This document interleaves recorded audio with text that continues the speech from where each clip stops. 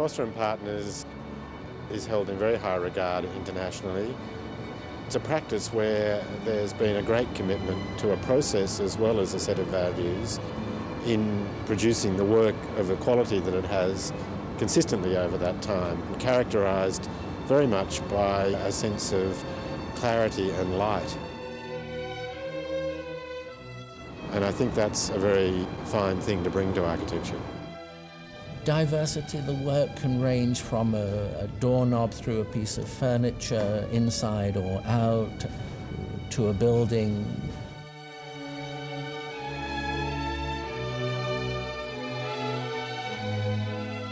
Plans for an entire quarter of a city.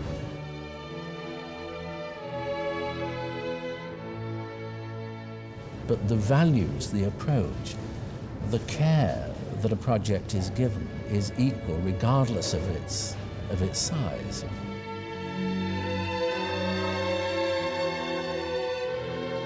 Traditionally, buildings in an industrialized society consume half the energy that we produce. Anything that we can do to reduce that energy and to help produce that energy in a very clean way so that it doesn't pollute the atmosphere, erode the ozone layer. All of those things, I think, are central to architects. Those concerns developed over time have led to the Commerzbank building, for example, a bank headquarters in Frankfurt, which is the world's first ecological high-rise skyscraper, which has gardens 4 stories high.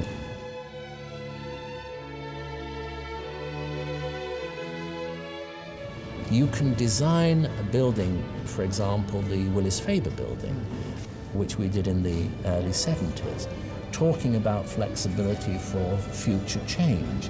But nobody at that time could have anticipated the whole information technology explosion. That building, which was radical at that time, is now a standard model for office buildings by developers and not owner-occupiers. So what was radical 20 years ago is now commonplace. With the explosion of technology since the 70s until today, we've had none of the refurbishment costs that many people have in buildings that were built even after the 70s. I mean, this building has absorbed technology within its actual structure. Information technology is now ubiquitous and reliable. People can decide when to work as well as where to work. The office, paradoxically, you'd think might not become more important, but is becoming more important, because when people come to work, it's because they really need to have social interaction, intellectual interaction, commercial interaction with the people with whom they're working. And so getting that cross-fertilization, and if you think about it, perhaps some of the most creative exchanges are not within a formal meeting room. You don't have to design a city to take hundreds of thousands of people coming in at a point in time, and you don't have to design an office building anymore on the assumption that people are going to be sitting in their workspaces from 9 to 5 days a week, and that's what work is all about.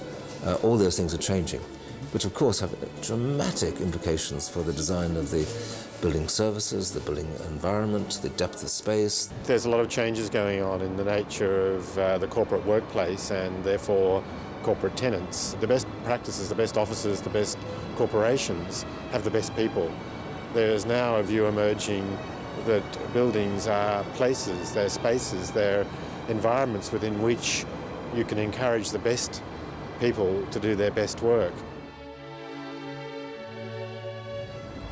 We see a very interesting cause and effect on our project in Sydney, because if you describe every office building that you could think of, probably in Australia, it would follow that very traditional pattern of a space. I mean, if this is a space here, it would probably have a core in the middle, and the core in the middle would have the lifts, the staircases, and there'd be a kind of glass wall here, and we could only look out in one direction, and these dimensions would be relatively small.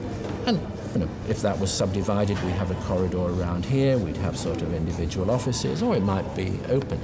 If you take that core and you move that core outside of that, and that's the core, and then you have a kind of atrium space and you have a free, column-free office, then you get cross views, get incredible flexibility. You can get a very interesting mixture of spaces.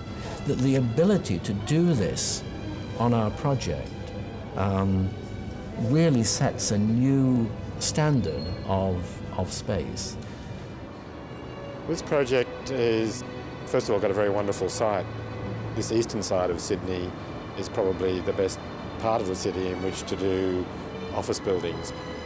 It has two wonderful characteristics. One is that it's on the edge, therefore it engages much more intimately in the relationship to the parklands and the harbour, and because it's at the highest point of the land within the city, it has a sense of liberation. Sydney is a very human city. It's a contemporary Venice, and it has iconic structures which are symbolic of the place. I mean, the Harbour Bridge, the Opera House, I mean, they're very, very powerful images. A landmark building is more about the experiential quality that it offers to be within, the stimulus that it provides, as much as it is an object on the skyline. If you think about a tall building in the urban context, you see it in the distance. I mean, it has its signature literally against the sky. And then it's a very different experience as you approach it in a street and how it interacts with that public area and how you move through it and eventually into the workplace itself. This building, given the design leadership that Foster's will bring to it, will be a rigorous building that is very carefully thought through. The spirit of the city is richer if you have a variety of imprints. I'd like to think there's always room for a landmark.